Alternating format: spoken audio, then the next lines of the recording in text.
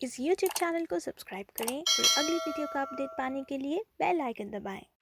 Class 10th lesson टोपी शुक्ला और लेखक का नाम है राही मासूम रज़ा। पाठ का सारांश देख लेते हैं।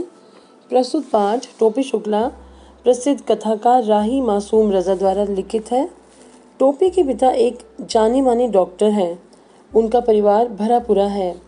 घर में किसी चीज़ का अभाव नहीं है।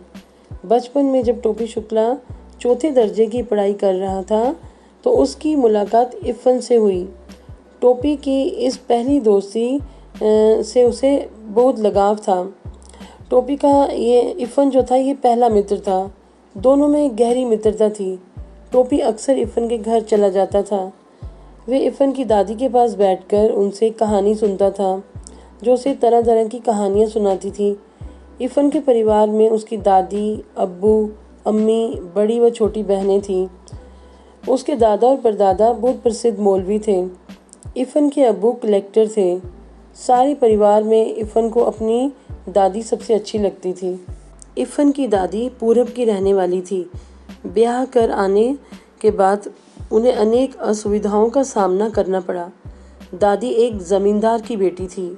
खूब खाया पिया करती थी वहाँ पर अपने मायके में, मगर लखनऊ आकर अपने ससुराल में तो उन्हें उन सब चीज़ों के लिए तरस जाना पड़ा।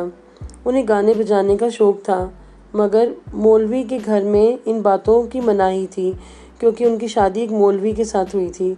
दादी हमेशा पूर्वी बोली बोलती थी। इफ़न और टोपी दोनों को उनकी बोली बहुत अच्छी लगती थी। इसी बोली के कारण टोपी के घर में हंगामा हो गया। टोपी शुक्ला का पूरा नाम बलभद्र नारायण शुक्ला था। उसके परिवार में भी उसकी दादी, पिता, माता और 2 भाई थे। पिता का व्यवसाय अच्छा था। हिंदू परिवार था। टोपी ने इफ़न के घर से सीखा हुआ अम्मी शब्द अपने घर में कहा तो घर में तूफान आ गया। उसे बहुत डांटा गया। टोपी की दादी सुभद्रा देवी बड़ी कड़क मिजाज की थी। वे टोपी को बिल्कुल अच्छी नहीं लगती थी। अक्सर घर में टोपी को डांट पड़ती थी।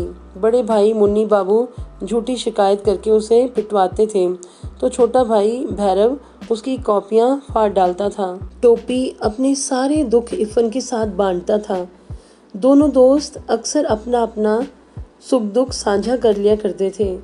टोपी को अपनी दादी से कोई लगाव नहीं था। वह इफ़न की दादी को बहुत चाहता था। जब इफ़न की दादी का देहांत हुआ तो वे बहुत उदास हो गया। उसने इफ़न से कहा कि तेरी दादी की जगह मेरी दादी क्यों नहीं मर गई। उस पर उस दिन दोनों बहुत रोए। एक दिन इफ़न के पिता का तबादला हो गया।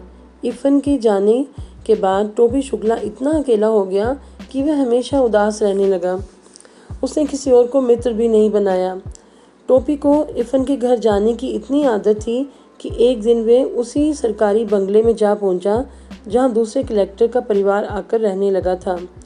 वहां 3 लड़कों में से एक लड़के ने कुत्ते से टोपी को कटवा दिया। टोपी के पेट में 7 सुइयां लगी। घर की बूढ़ी नौकरानी उसका दर्द समझती थी, इसलिए वह अक्सर टोपी को समझाती और उससे प्यार करने लगती। टोपी भी उसके आंचल की छांव में अपने सारे दर्द भूल जाता था। टोपी 9वीं कक्षा में 2 बार फेल हो गया। एक बार घर के कामों की वजह से वे नहीं पढ़ पाया। दूसरी बार उसे बुखार हो गया था। तीसरे वर्ष 3rd डिवीज़न में पास होने पर घर के सभी लोग उसका मजाक उड़ाते रहे। विद्यालय में उसका समय समय पर उदाहरण देकर अध्यापक उसके दर्द को बढ़ाते थे। तीसरे वर्ष टोपी ने निश्चय किया कि चाहे उसे बुखार हो या और कोई परेशानी आए, उसे पास होना ही है। उसी वर्ष उसके पिता चुनाव में खड़े हो गए। उन्हें चुनाव में तो सफलता न मिली, मगर टोपी के लिए घर का वातावरण पढ़ने लायक न रहा। फिर भी उसने मेहनत की और 3rd डिवीज़न में पास हो गया। तो ये था सारांश पूरक पुस्तिका संचयन में दिए गए पाठ टोपी शुक्ला का, और आशा है कि इसे सुनकर आपको स्टोरी पूरी तरह से समझ आ जाएगी। All the best.